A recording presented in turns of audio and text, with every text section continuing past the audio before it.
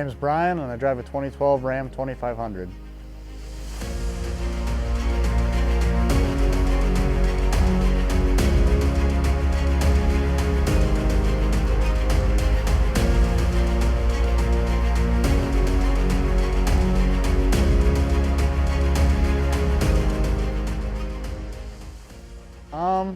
I wouldn't say trucks, but I got into cars in 2011. So I've been playing with cars forever. Cars really helped push me to building stuff or modifying stuff. And then as time goes on, you earn more money, working, and could afford a truck. And I was like, it sounds like it's time to build a truck.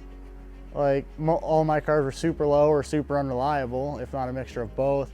And it got to the point where like you're constantly fixing stuff. I'm constantly fixing, the undercarriage, new tires, new wheels, new exhaust, new lips, new front bumpers. You name it, you have to replace it all the time. And while it's fun and it's enjoyable and it looks good, it got so expensive so quick having to replace parts that you already had that were good. So we went down to Shy Diesel back in 2014 with my buddy Cody. Seen a lot of cool shiny trucks. Wasn't like big into trucks, but it was big enough for like I owned one. Didn't do anything crazy, but that really got me started. So I sold my Lexus, I sold my 240, and with that I had enough cash sitting around to pick up my new truck. And with going to Daytona and Shy Diesel, it really inspired me to like build a big truck. Plus working at Custom Offsets, you see nothing but big trucks all the time in the show builds.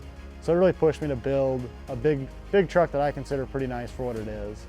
I didn't really want to build a gas truck per se. Nothing wrong with them. I prefer diesels. They make a lot more power. They're more fun to drive, and they don't seem to fall on their face when you put big wheels and tires on them. It's a lot of stuff that inspired me with Instagram builds. It's mainly like the big guys, like more trucks that just like push the limits of how big you can go. Like the ones with like 20 inches of lift on Plan B lifts. Those are always, like you strive for those. I mean, they're a little out of my price range, but they definitely are the cream of the crop, the fancy stuff you can get with them. I didn't go that extravagant, but I definitely feel for the Wisconsin area. It's one of the bigger trucks you can see on the road. So with like the best of the best cars, like the trucks I've seen, it's been Daytona Truck Show, Truck Meet, sorry, was a good one that people travel. I mean, we travel from Wisconsin. We drove down 2 years in a row. We have guys that travel from Wisconsin left and right, Montana, you name it. People travel all over from the northern hemisphere to go down and meet everyone on the beach. It was huge. Lifted Truck Nationals was another big one. That's where I actually got to meet the owner of the drop shop. He really went into details about everything he did, and I like that because it's when you see trucks like his and his wife's and everyone else's that stuff like that, it's inspiring. You're kind of in awe because it's all like huge Instagram trucks you see. Then you always go, I'm never gonna see that, or I'm not gonna be able to build that.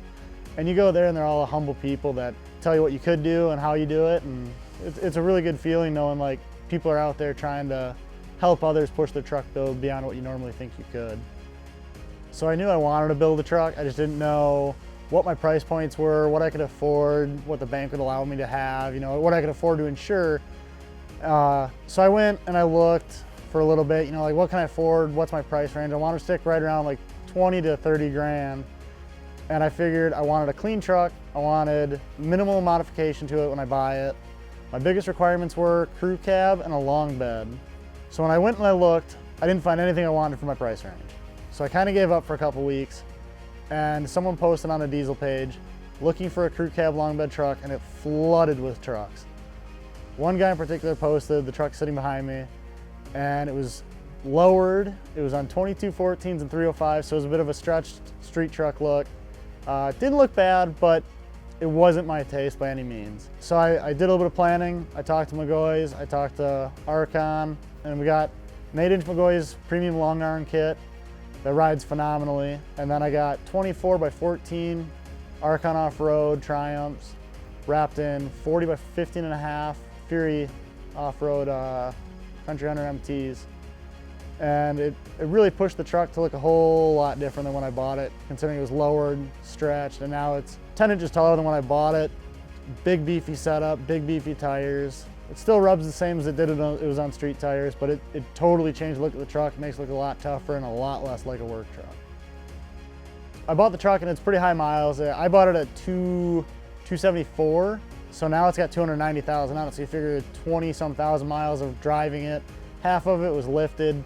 On big wheels and tires, something with that high miles, you're gonna eat every front end component. I mean, you're pushing 200-pound wheels and tires around and compared to the 140 that I had on there.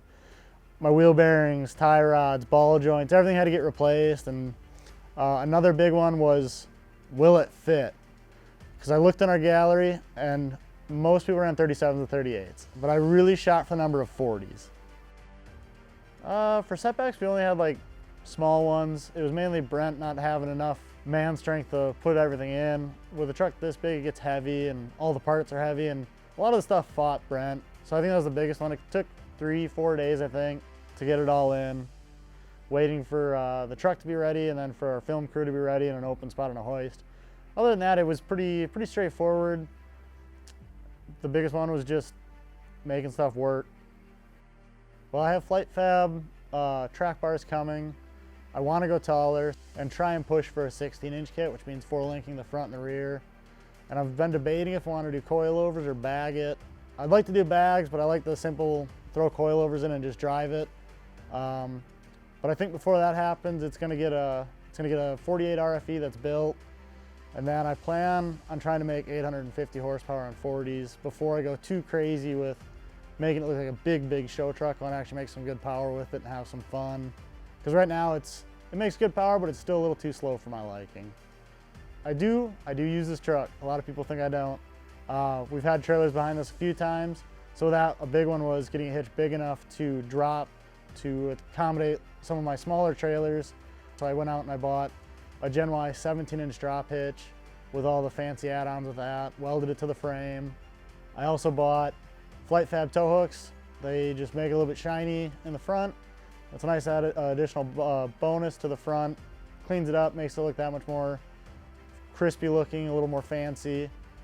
I also did my Morimoto XP headlights. Very pricey upgrade for headlights considering you can buy OEM projectors out of the later models for about 800 bucks. It's about 1,300 depending on where you buy them from.